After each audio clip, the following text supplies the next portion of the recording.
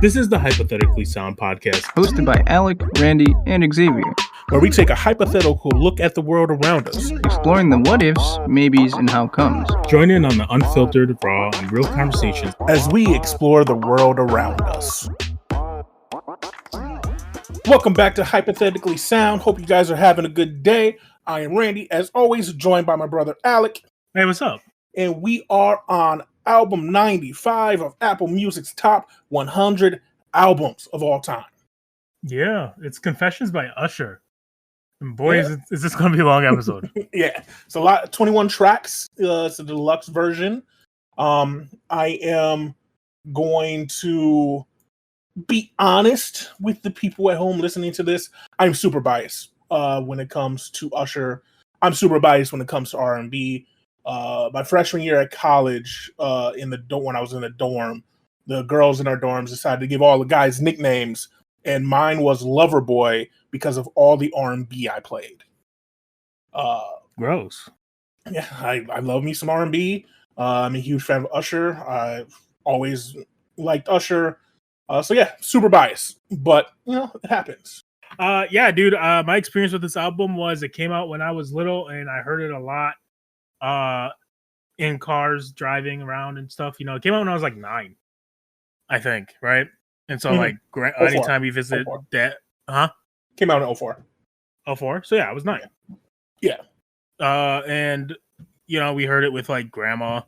Anytime we were with any dad's family, mostly. Mm-hmm. Yeah, we heard it all the time. It was a big cleaning music for sure. Yeah, it came out. I was a freshman in high school. Or towards the end of my freshman year of high school, and it hit hard. Like you're a kid going through so much, like you're starting to attract to the other sex or to whoever you find attractive. You got all of these emotions, and especially for me back then, that stupid meme of me have emotions, we know how they feel. It was true. I didn't know how to react to the emotions I was going through, just because showing emotion and being overly emotional wasn't something that we did in our family or in our community in general. And so R&B was my way to sort through my emotions and let them have the emotions for me. No matter what I was feeling, I could find an R&B song that was feeling the same thing, and I just let them express it for me through music, if that makes any sense to anybody. Yeah, I mean, everyone goes through that, right? No, I honestly feel like everyone does go through that at some point. Like, music help express things. This came out at a good time for you. Oh yeah, definitely. Confessions, as we said, came out in 2004. It is the 4th studio album by Usher. It was produced by Jermaine Dupri, Jimmy Jam, Lil Jon, and a few other people. One interesting thing about this album is people like to say that Confessions is about Usher and his ex-girlfriend, Left Eye. Some people like to say it's just Usher's life in general. Jermaine Dupri, who was the prime producer on the album, likes to say that it's actually modeled after his life, not Usher's. That's weird, but that's Dupri. But if they made the album together, like they were writing and stuff together, it would make sense. Yeah. To just if he had a heart. You know what? No, fuck, nah. Dude, back in 2004, you could say that shit. No one knew about Usher. We know about Usher. Fuck True. that. True. Hell no. We know about what JD did into Usher as a kid, which is really messed up. But that's for a different podcast episode. We can go into a lot of history with shady producers and what they did to young talent. But good thing about this album is that in the 2000s, it was the second most sold album behind NSYNC. So for a black artist in the early 2000s in R&B, that is very impressive. To be able to beat so many albums, especially in the 2000s, there was a lot of good albums during that time. Yeah, I mean, kinda. I don't know. I was 9, bro. I listened to whatever people put on. True. This was right around the time of LimeWire, but still most people got their music strictly off of the radio or off of MTV and TRL and things like that. But anyways, without further ado, let's get into the album.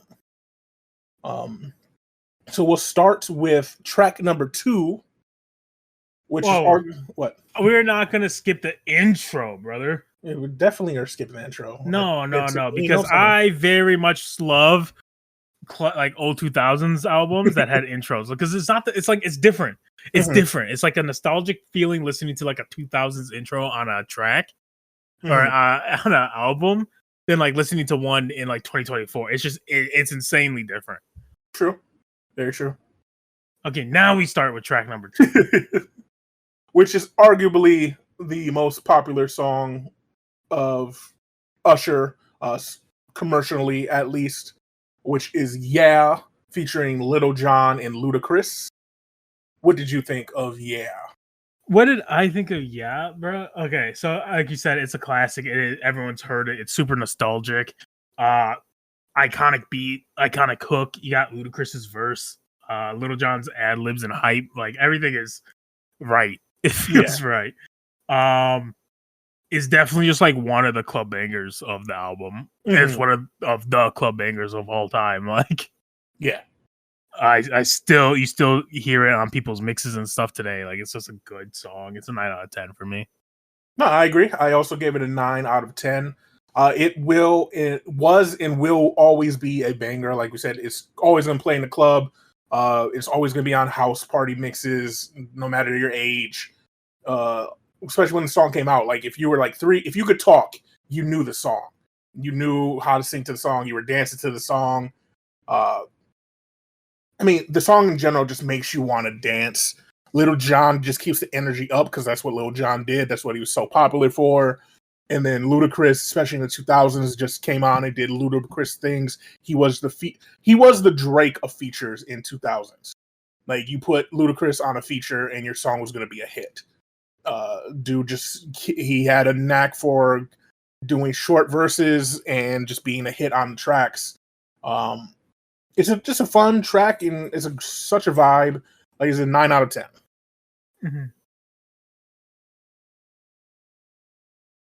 And we move to the next track, which is Throwback featuring Jadakiss.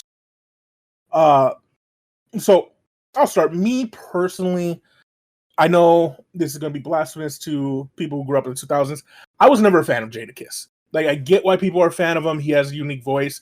But I've always felt when I listen to Jadakiss's music, something in the production or the editing or the mic or whatever they do, he sounds robotic to me. Like, there is a robotic tinge to his voice that I just don't find appealing when I'm listening to his music. But Usher, as always, is just he's such a great singer, and he shows it off any chance he gets in any song he has. I mean, to be fair, I think Usher single-handedly carried R&B in the 2000s and is the reason why so many artists were able to continue doing R&B and be popular in the 2010s. His voice is smooth on the song. And again, I said the only downside to me is that Jadakiss was on this track. I did give it a 7 out of 10. See, that's crazy. People should know this is an R&B track, right?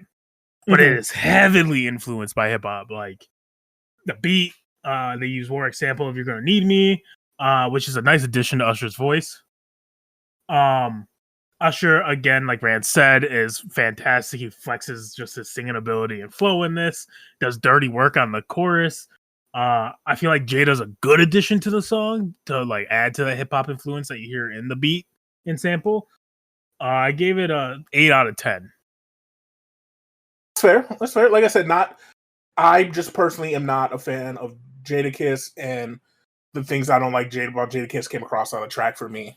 That's fair. That's fair. And so the next one is track number 4, the namesake of the album. Yeah, the title track. Confessions Part 1. Or just Confessions. I'll be honest. I didn't know there was a Part 1. I'll be real.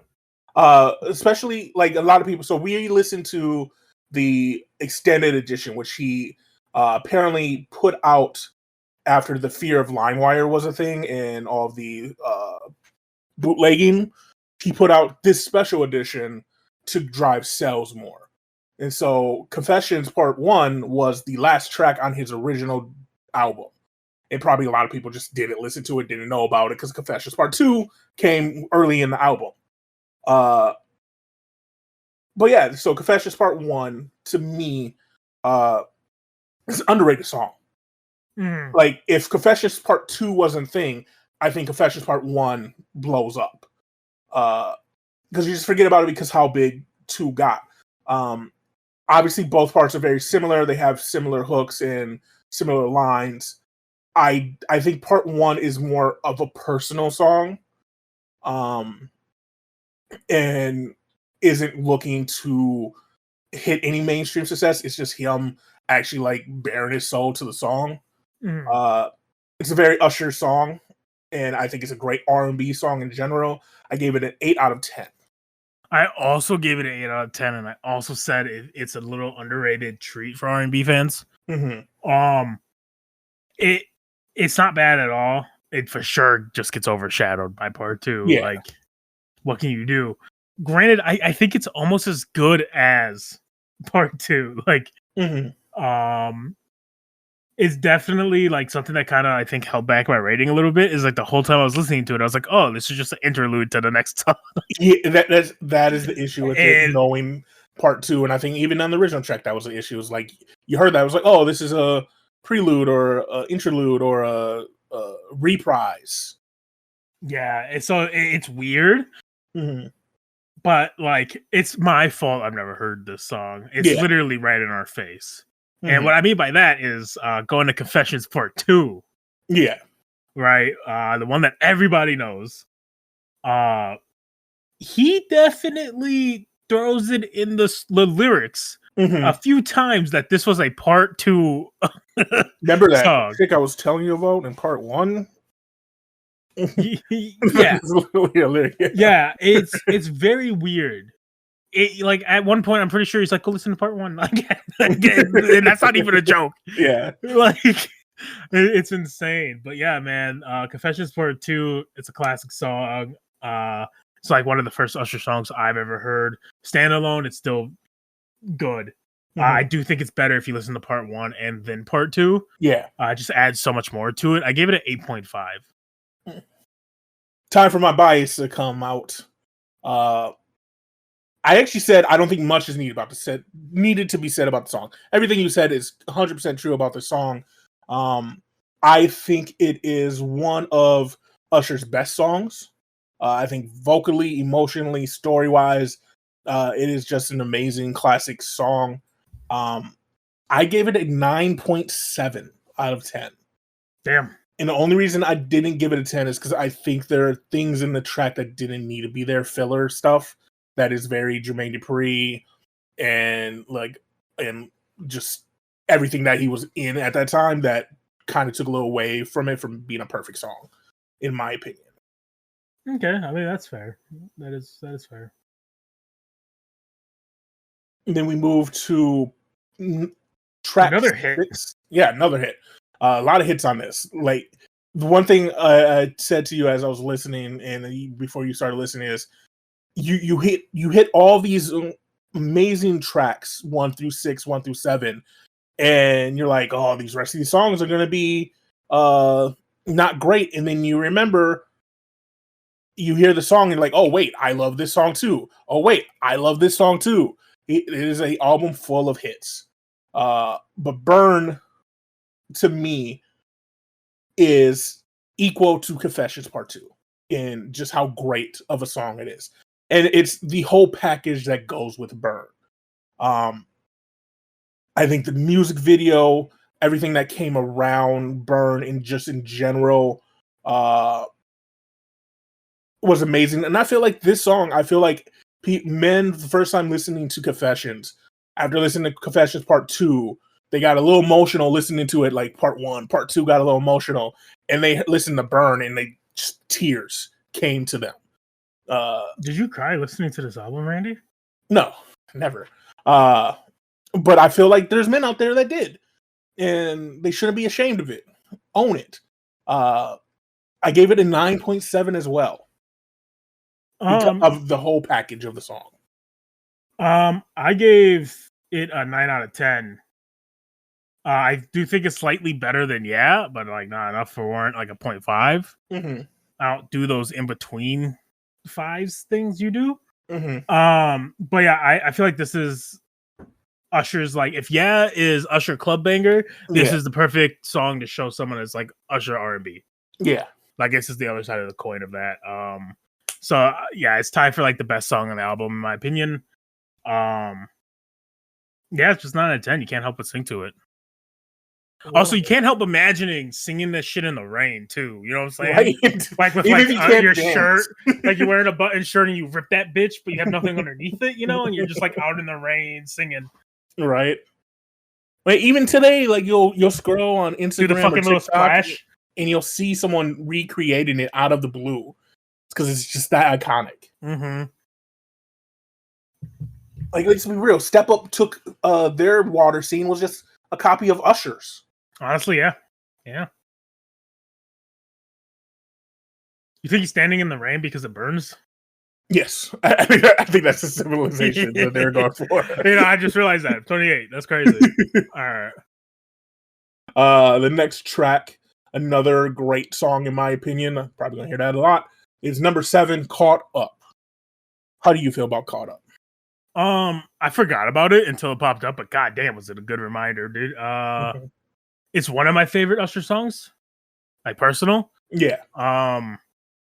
Good decision to put it after Burn. Like you get Confessions Part 2, Burn, and you're just kind of like, damn, Usher, please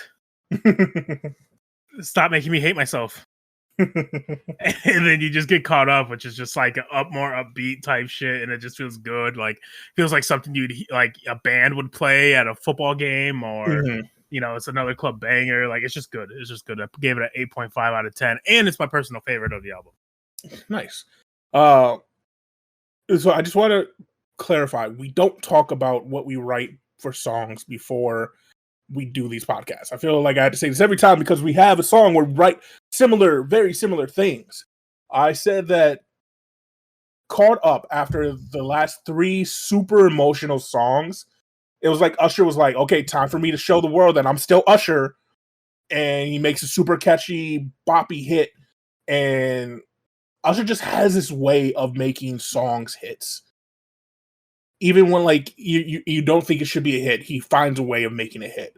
I did give it an 8 out of 10, so I didn't give it a 9 or anything. I still think it's a great song. But yeah, 8 out of 10. Okay. And then we move again. Did you write any notes for the interlude here of Superstar? No, I did not, because it's the interlude. Okay. I also did not write anything for the interlude. I honestly don't remember the interlude. But track number 9 is Superstar. Mm-hmm. The starting run he does in Superstar is always so fucking great. It's so good. He like I said, he always shows off his voice, and he does it very well in Superstar. I think this song, especially on the album, does a great job of showing his range and how high he can actually go. I said it's a nice slow jam, great vocals, great tempo, great melodies. I gave it an 8.3 out of 10. That's interesting. This is actually the first kind of miss for me on the album. I don't know what it was. I guess a solid R&B song. It's good. For some reason, it just didn't like after the run of like 8+ songs that I was rating. It just didn't live up to it. Plus, it like didn't feel like it fit at the time I listened to it. Yeah. It's good enough not to skip, but I'm not giving it like too much attention. I will say like the run in the beginning is very nice, but like after that, it just kind of is mad to me. I get a 6.5 out of 10. Fair, that's fair.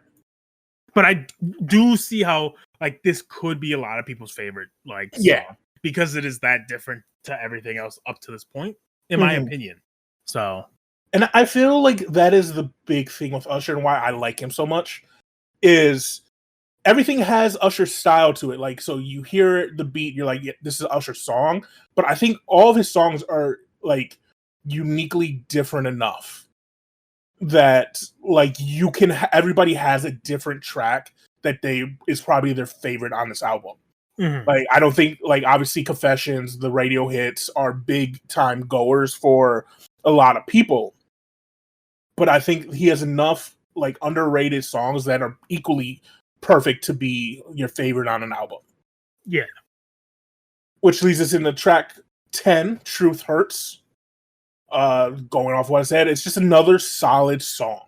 I wrote that I find it funny. He goes from telling the truth, like in Confessions and Burn and everything coming up, and then just being like, well, it sucks. Like it sucked. I hated it, but you gotta do it. I gave this song an 8 out of 10. Yeah, I said it starts slow and the beat and everything grows on you as it goes through. It's another one that's good enough to not skip, but it's like, and I think it's slightly better than Superstar. I gave it a 7 out of 10. Mm-hmm. So like it's there. Yeah. Going on to the next song, man, we got Simple Things. Yeah.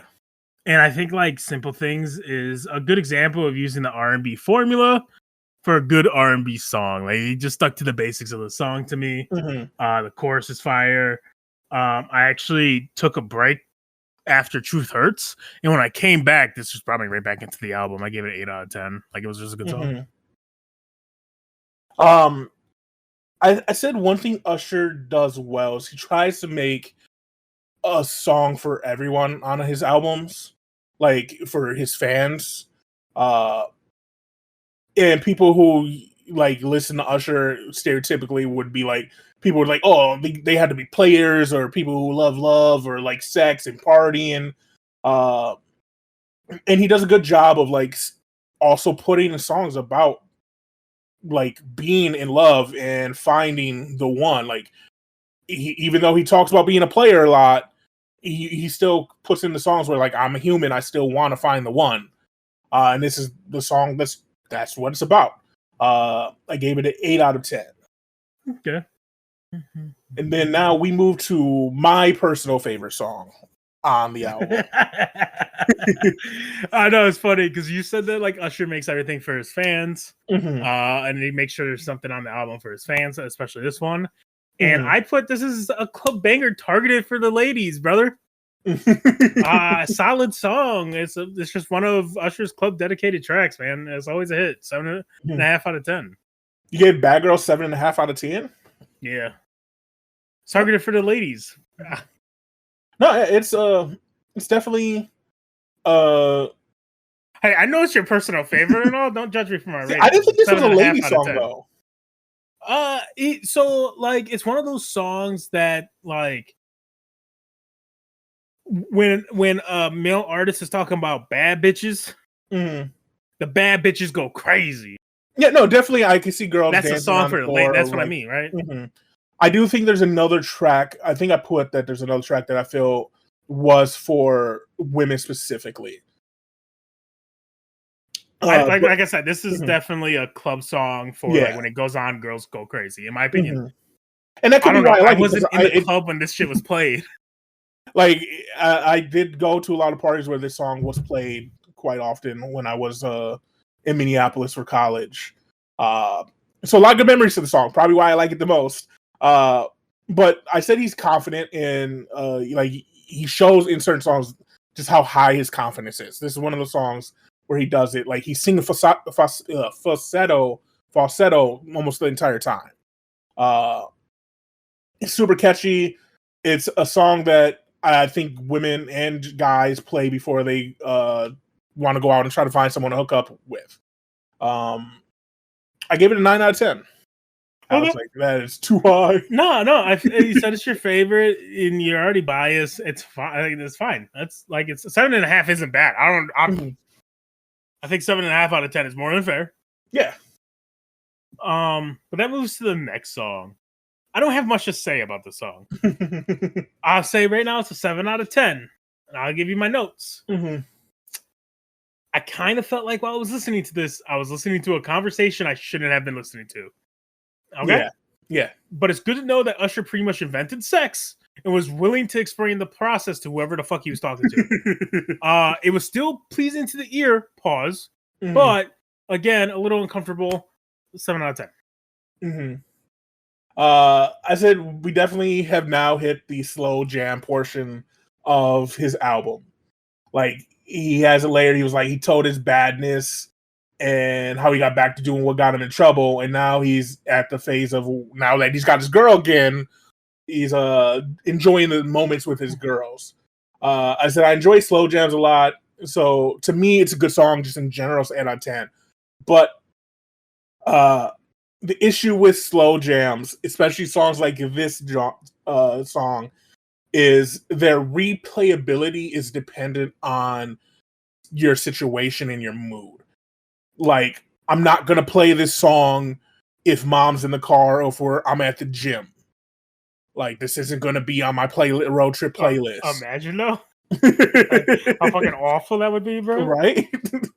And that is one downside to Usher or R&B in general. Like, there are a lot of songs that you got to make playlists with R&B songs that are friend and family safe, because you ain't trying to sit down and the song comes on and your auntie in the back seat singing like hardcore, get into the song. No one wants to see that. True. And so we moved to 15. We're almost done. Only like 6-7 more songs. He has "Do It To Me." You missed "Can You Handle It." Wasn't that what we just did? Can you handle it? We know we're talking about that's what it's made for. No, sorry. I'm Don't worry, dude. It's pretty much the same song. That's in my note. Feels the same as the last song. Like, first, that's what it's made for was about his pee-pee. Yeah. Can You Handle It is also about his pee-pee.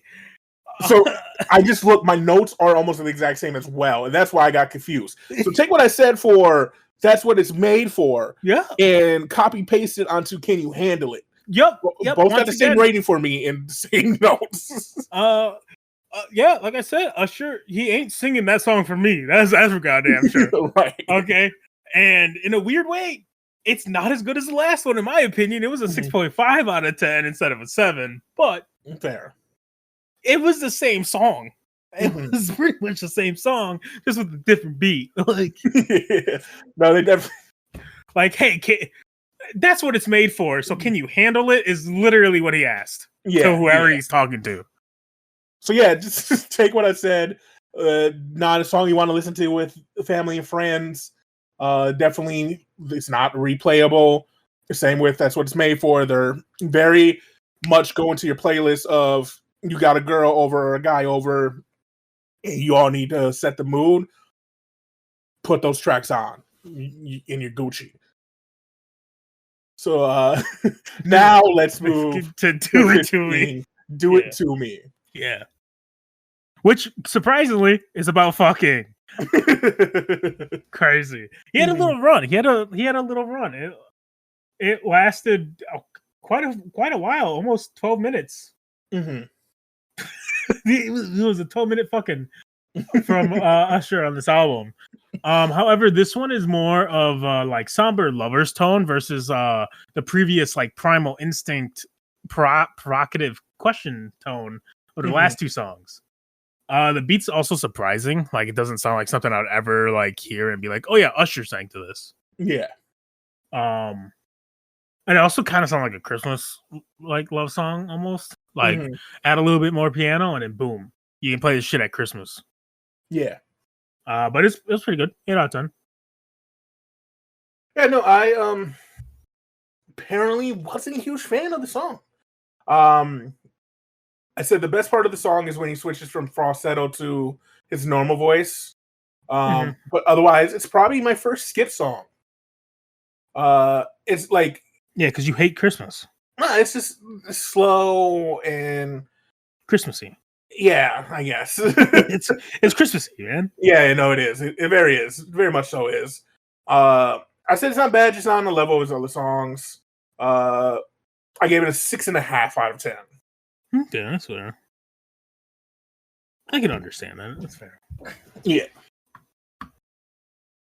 And then so we move to track number 16, Take Your Hand.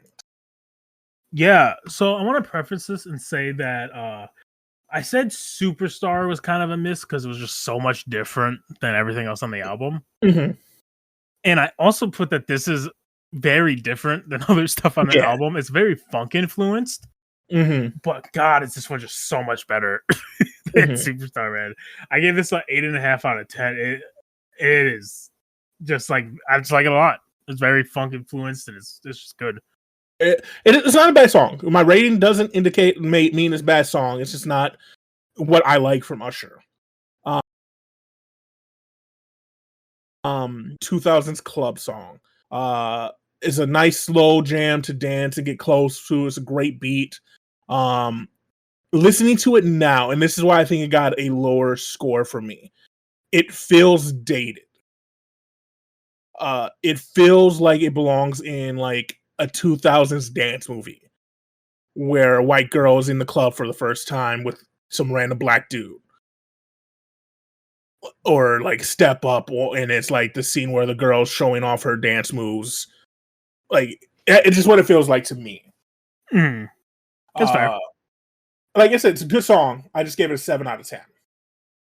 And then now we move to number 17, called Follow Me. What did you think? I thought it had good layering and self-harmony. I can see it being some people's favorites on the albums. To me, it just wasn't too bad. It was a 7 out of 10. Nothing like spectacular. Yeah. I said I think it's a great song lyrically. I think it's a great beat from the his first half of the album where I'm the shit, like I'm the shit, and then I fucked up, and then to I'm the shit again, and now I got my girls back, so let's have sex. It's a nice little break. I think it's a great song to share with your partner, especially right before My Boo, which is the next song. I think this is like the now I'm in love section of the album. I gave it an 8 out of 10. Okay. Next is My Boo by featuring Alicia Keys by Alicia Keys. I mean, to be fair, I think Alicia Keys is like, it shouldn't be feature, it should be end. Yeah. Great song. It recently became popular again through TikTok, through memes and stuff, right? Mm-hmm. It is one of the better songs of the album, and I like it a lot. Mm-hmm. I did say earlier I don't go off of the 5 track, but this does get a lucrative 0.25 addition because the chorus is just that good. Yeah. That's a 8.75 out of 10, bro. 8.75, nice. Yeah. Again, as you said, is a classic song. Everybody knows it. This came out at the perfect time because Alicia Keys was the hottest female artist at the time. And like everybody loved her, and then mixing her with Usher, who everybody loved at the time. Chef's kiss. I think it's insane that this is on the same album as all these. Like, there's so many hits on this album. It is wild to me that they decided to put them all on one album and didn't split it up. I will say that I deducted points from the song because it's whoever produced the song. It's not on Usher or Alicia Keys. They put like a reverb on her when she first comes in the song, and I don't think it's necessary because they don't do it again, and they don't give it to Usher in his opening part or anything, and it just makes her sound weird for a second. I just didn't like it. I'm being nitpicky. Otherwise, it's a great song. I gave it a 9.5 out of 10. Yeah. That's I thought it was gonna be lower. What the fuck? It would have been it had the potential to be a 10. It had the potential to be a 10. And being nitpicky before I gave it a 10 is that very first part where she comes on the track. Yeah, that's fair. I mean, bro, that's fine. That's fine. Like, for it to be a 10, it has to be a perfect 10. I just didn't expect it to be like that high. That's crazy. But yeah, I played this a lot. I enjoyed this song a it's lot. a good song, dude. Like I said, it gets that bonus from me just because it's like that chorus is so fucking. It's so nice in your ears, man. Like both of them. Oh my god, so good. And I don't know, like, and this could be a hood thing, and so it's different. But like growing up with music, like kids on my bus, we would make up songs or sing songs with each other, and just like it was a party on the school bus coming home every day. And when this came out, even in high school, like we still did the same thing. So people were like literally taking turns singing "My Boo" with each other, and it was just a good experience, a fun experience. Yeah, that's fair. So we moved to 19, Red Light, which is my least favorite on the album, or at least my lowest rated on the album. Okay. Which also is coincidental, the song that I think is meant for women. And that's not, I don't like it. I don't dislike it because it's meant for women. You it's know, just man, not meant for me. in a way, I said it was made for a woman too. What I mean by that is that I put it feels like a Britney Spears song in disguise, bro. Like I can just imagine Britney Spears hitting this and it being more popular with her. Yeah. It's not bad. It just like I don't know, his voice and the chorus is good. I like the chorus, but like the verses don't hit, and his voice, like as soon as I was like, ah, man, it sounds like this would be better with Britney Spears, it just was like downhill from there for me. Yeah. Granted, with that say, it's still a good song. I was just done with it like 2 minutes in, and it's like a 5-minute track. So I was like, nah, it's good for the background, I guess. I gave it a 6.5 out of 10. Probably my least favorite on the album as well. Yeah. And like I said, as the song goes on, to me, the beat gives me a headache. Like it's just something about it just gives me a headache. Like structurally, it's not a bad song. It's just not my favorite. And it also feels like this is another one of the tracks that I don't think needs to be on the album. I feel like they were getting towards the end, and they could have ended it with "My Boo." They could have been the last song on the album and been perfectly fine. They probably could have took off one or two more early and been fine. But I feel like he was sitting there and he was like, you know what we haven't done yet? We haven't made a song for the like badass women out there that leave men begging for more. And this was a song of that. You saying they didn't make a song for bad girls yet? Weird. No, but this song was more about, like you said, it would have been perfect for Britney Spears because it is a song about leaving men wanting more. Yeah. Yeah, it's weird to hear it from the perspective of a man who just taught me how to have sex right. 20 minutes prior to that. Like he taught me what a penis was. Right. At the age of 28. It was pretty impressive. Because I never knew. Oh, wait, hold on. Pause now.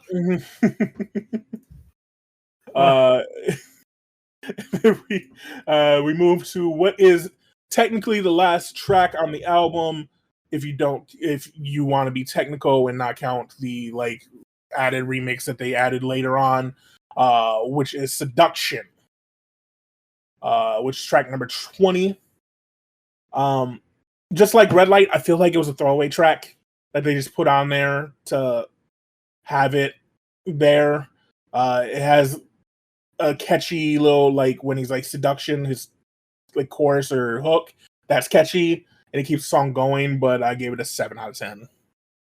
Yeah, I said it was just a staple R&B. It's all right for like and until about the end, of course. He gives us like a little rap verse to let people know that he can indeed spit with the realist. I gave it a 7 out of 10. Yeah, same.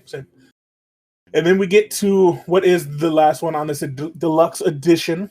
When this came out, after Confessions 2 Part 2 blew up, and they're like, let's throw out the remix, which track 2 is Confessions Part 2 remix.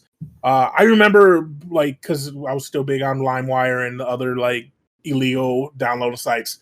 Everywhere you look, this song was, like, the suggested song. There was, like, millions of people trying to get people to download and get viruses and stuff from it. Now, I remember loving this remix. I did rate it 8.5 out of 10, but I think I'm changing my rating now. the more I sat on it and thought about it, I loved it growing up. It's nostalgic. I even wrote in it that I think it had potential to be better than the original with Usher's new verse. If it was made in 2010 with someone behind bars, it would have been different. Like I'm just rambling at this point. But like I love Twister. Twister on the track is amazing. I was a huge fan of Twister, especially during this time. I listened to all of his stuff on repeat. But JD doing his JD stuff on the track ruins it. The audio they chose to use for Shine just wasn't necessary. They should have just cut it out. They should have got someone else. Getting Kanye on it's obviously fantastic, especially during this time where Kanye's blowing up. But I'm gonna change my rating to a 7 out of 10 because of all everything I listed for faults for the song. Okay, yeah, I mean that's fair. I wrote a whole like paragraph on this song. It to me seemed like it was used to try to promote the deluxe edition. Yeah, 100%. And to get it going, because like when you release an album and then you release the same album, especially back then, it's a little bit harder to get people to listen to. It's not like nowadays where you just release 13 of the same album, just slightly different, and people will listen because it's just easy to do. But like it was a smart move because he got like a young Kanye who's fresh off of his debut studio album. You had Twisted fresh off of Kamikaze, which is arguably his best album as well. Yeah. And then Shine, who was popular and like was in prison at the time. So you put his name on it and they're like, oh, what the fuck? You know what I'm saying? Yeah. And like, I do miss the 2000s like remix thing that they used to do where everybody used to just hop on tracks because they were just homies or they just needed that little bit of boost because of labels or whatever, right? Mm-hmm. And like, obviously, Shine's versus Janky did it through a phone while in prison. Dupree's little interlude was goofy. Twisted does Twisted things and it's great. And Kanye's verse sounded like a quick little freestyle. It wasn't like, again, it was just a promo to help sell the stuff. It wasn't like that great. It's great on paper, but it just wasn't that great. Yeah. It was a 6.5 out of 10. No, I said that Red Light's the worst song on the album, but this honestly probably is the worst in my opinion. But like I said, it was super nostalgic. And when I listened to the first time, I'm like, yeah, I love this, even with all of its poor quality things. And that's why I rated it so high. And then as I sat on it and I listened to it again, like, no. Like, this was obviously a money grab during a time when two people were super popular. And then you're like, we got this person from behind bars to do a verse too. And you're like, oh, that's super cool and it's dope. But like, it was unnecessary, poor quality. Jermaine Dupri taking 30 seconds to himself to yeah, like I feel like if like honestly, Dupree's just goofy ass just hopping on because he was there. He's like, everyone else is. I'm a big name. Fucking. Like honestly, you should have just pulled back in Lil Jon, should have pulled back in Luda, added in Twista, added in Kanye, and it would have been perfection. Yeah. Again, like I said, I feel like 100% promo. You listen to it. I could skip it. I'll be real with you. Yeah. Like, it's probably the only skip on, like, for sure, skip on the album. Mm-hmm. Like, I'm going out of my way to grab my phone from the little fucking cubby hole to switch that shit off. Yeah, like, outside of listening to this album, like, I'm not going to listen to it again like after like the couple times I listened to it when it first came out because it was just so cool at the time. I haven't listened to it in probably 10 years, 10, 15 years. So I have no urge to listen to it again after this. Yep. But overall, for Confessions, I think Confessions becomes my highest rated album or tied for my highest rated album so far. No, it is my highest rated album so far at 8.5 out of 10. Yeah, Confessions is rated decently high for me too. It's a 7.75 out of 10. Nice. Pretty high for you. Yeah. It's it might be The third highest? Maybe. Oh no, I think it's the fourth. It's pretty high compared to everything else, though. Mm-hmm. It is the fourth highest. We're not that far down, but like it's almost a solid 8. I think I was harsh on a few of these songs, and that really brought it down. But it's not my fault that he decided to put those in the album. It's not me. It's him. Yeah. No, I definitely. Everybody will see in future.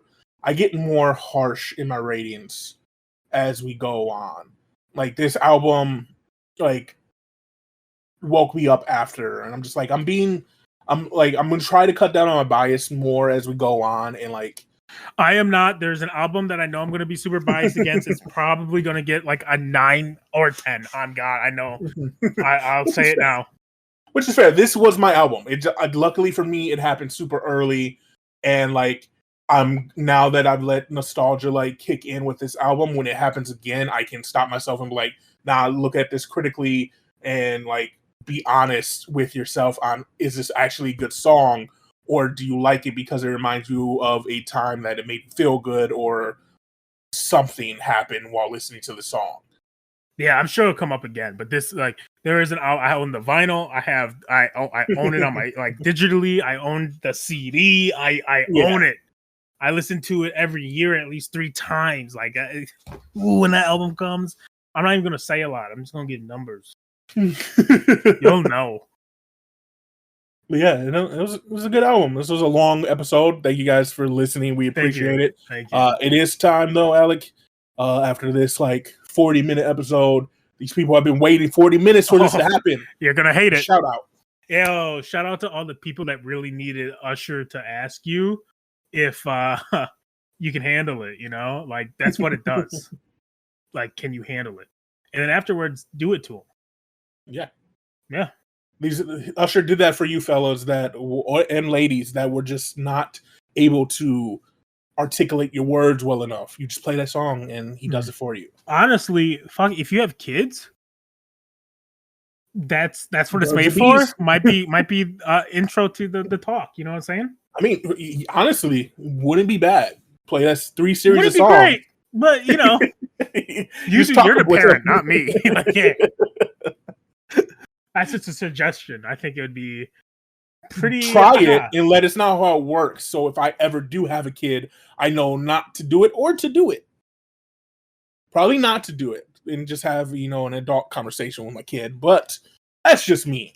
But again, thank you guys for listening. We appreciate you. Go like, comment, share. We're on all your socials. You know how it works. TikTok, Apple Podcasts, YouTube, Twitter, Facebook. We're everywhere. And until next time, have a great day. Have a great day. Bye.